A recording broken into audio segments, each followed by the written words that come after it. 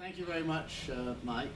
Thank you for the invitation. It's great to co-sponsor with Labour for a Public Vote. We support the work of Labour for a Public Vote because it's really important that this is seen as a Labour issue and not just a cross-party issue, certainly not just a business issue. This is for Labour family to get together and fight against Brexit. And it's been a journey for us in Labour business. We are an affiliate. We're one of the 21 affiliated socialist societies, which include education, health, environment, and business. We are the bridge between the business community and the Labour Party, founded by Harold Wilson, no less, on the basis that if we don't listen to business, there's no reason for business to listen to Labour. We take that seriously. And we take our members seriously, who are party members in businesses up and down the country, in England, Wales, Scotland, and in Northern Ireland. And I want to come back to Northern Ireland in a moment, because we have a story there from one of our members that's worth repeating. And we are an organisation that takes its members' views seriously. I sometimes wish the Labour Party would as well, because we've done surveys. We've done 3 surveys of our members' views in the last 18 months. And without exception, and with growing majorities, now overwhelmingly, our members are for Remain and see no version of Brexit, hard, soft, middling, that is as good as membership of the EU.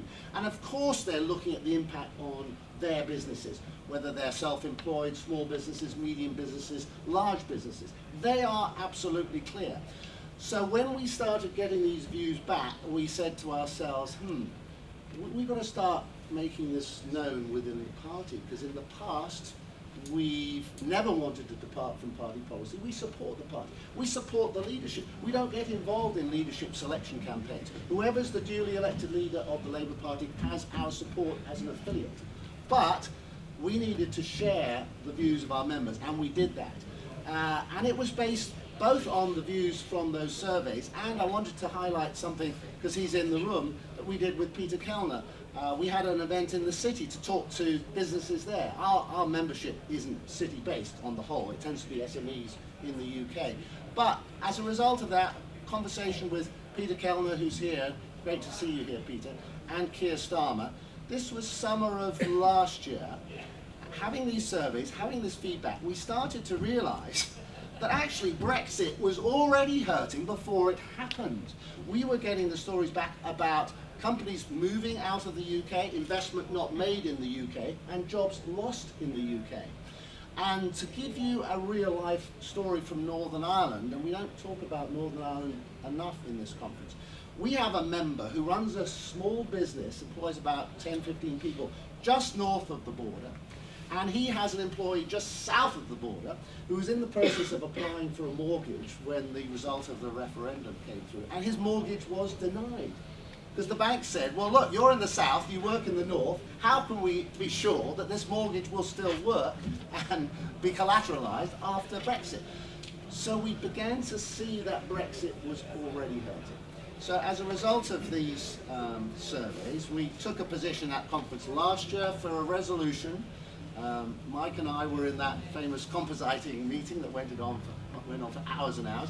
And we came up with some options that must include, in our view, a public vote. But I will be, I think you won't mind, self-critical in saying that we gave too much scope to the leadership.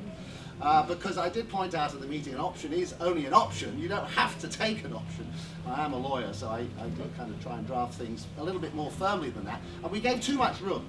So this year we submitted a resolution that was a key component of the Composite 13 rather, that sadly, for whatever reason, wasn't passed last night, that made clear that we want an absolute commitment from the party to campaign to remain in the EU, either in a general election or in a public vote.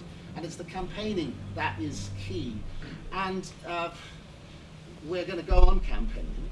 I want to finish, Mike, with a comment on sequencing, because I am concerned, and I don't really want this to go beyond this room, but if it does, so be it, that if we don't win the general election, we will not get a public vote, which is why I believe we have to have a public vote first.